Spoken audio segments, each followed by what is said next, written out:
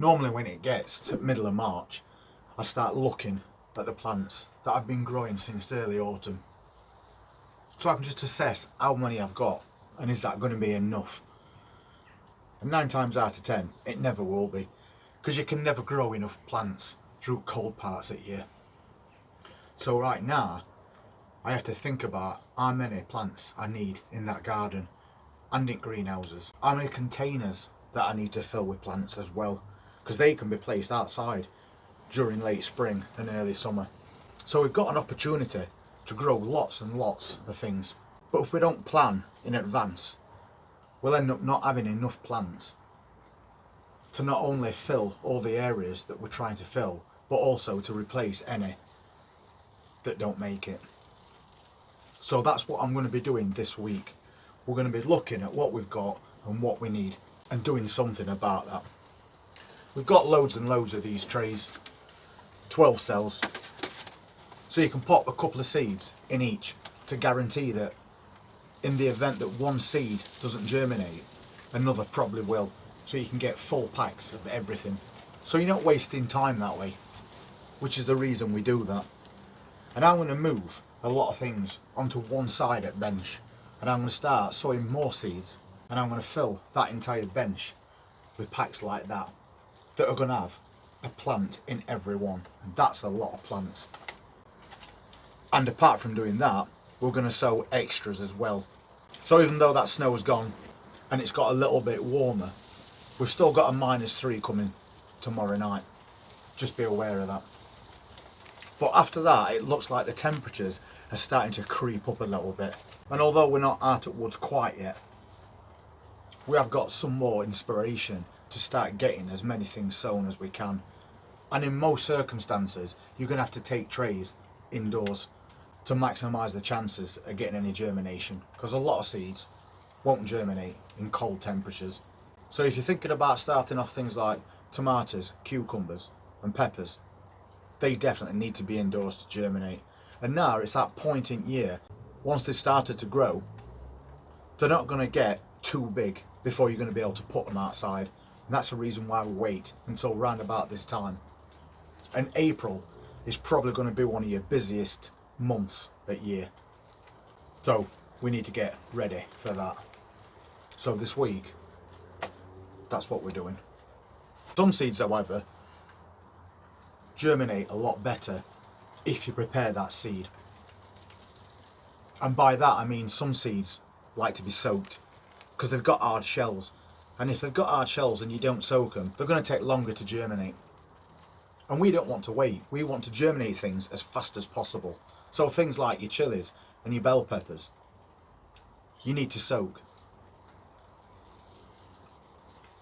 And what I do is I soak them in weak tea. And by soaking them in a weak tea solution, it's going to soften that outer shell. That seed will then germinate a lot quicker. On average, a pepper or a chilli can take anywhere up to a month to germinate. But if you soak it in weak tea first, it could germinate in a week, 2 at the most, but you're still cutting that germination time by half. And at this time of year, especially when it comes to things like chilies and peppers, you need to get them done as soon as possible because they're a long season plant. So if you don't start them now, you won't have enough time for them to produce any fruit worth harvesting. So that's what we do it for. And I've already got peppers, as you may know, growing indoors, and they're quite a good size. This is one that we've got at the moment.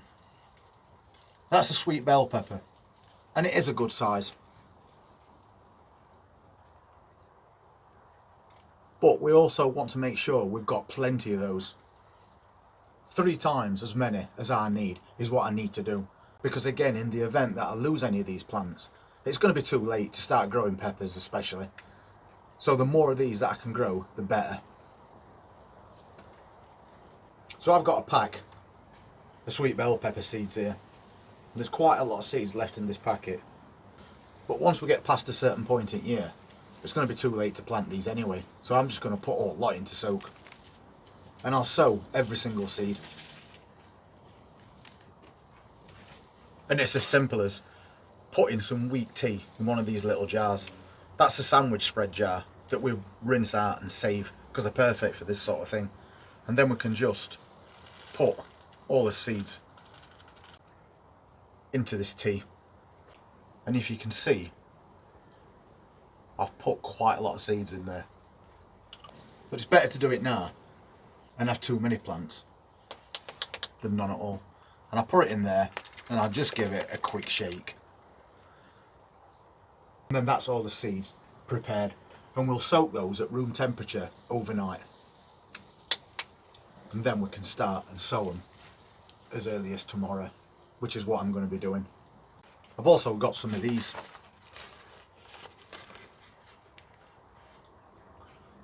They're sweet peas.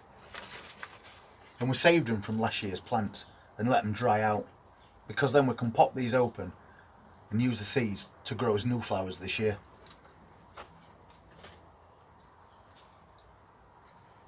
And if we just pop one of these pods open without dropping them, you can see that there's lots of little seeds in there. And just like shelly and garden peas, we just pop them out and we've got 3 sweet pea seeds. But if you look at these seeds, they're quite big, but they're very tough shelled. So with these, we just soak them in water. Just normal everyday tap water, pop them in there and again, soak them overnight. We've got quite a few of these pods in here, which is great because this year we don't have to buy any seeds. So we're saving a little bit of money as well.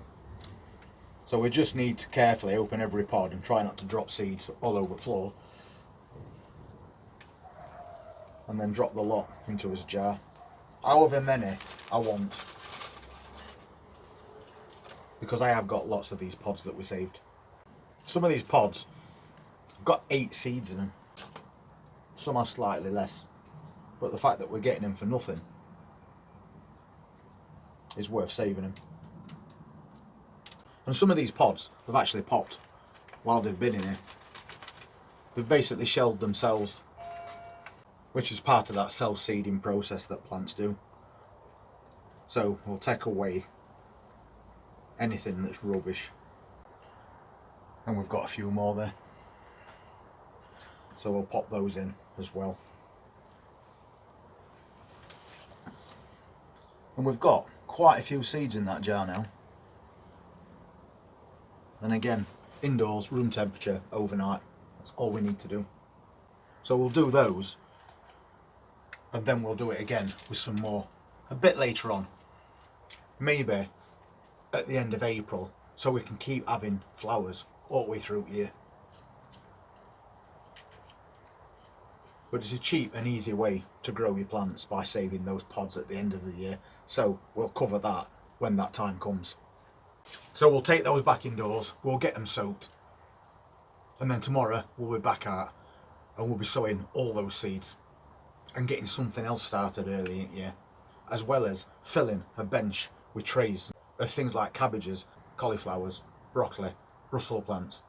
Whatever we can think on, whatever seeds we've got, and I know we've got a lot, and a few different ones this year as well to try, like that broccoletta, which grows small, broccoli-like florets from the main stem. That's a new one for us to try this year, along with a few more. Because now we know that these are all already growing and looking really well, and we've got a few things in here as well that we need to now put on, ready to plant out, then this greenhouse is then prioritised as an area for fresh packs of just sown seeds. And by the time we get to May, when we can plant even more stuff out, this greenhouse and probably the other one is going to be full of little plants all ready to go, because we planned ahead and made sure we got enough to cover us for virtually the entire season. Thanks for watching this video, I really appreciate it. And if you've not already subscribed, please hit that subscribe button and press that notifications bell, because we'll be back in here again tomorrow, setting all those trays up and sowing all those seeds. Take care.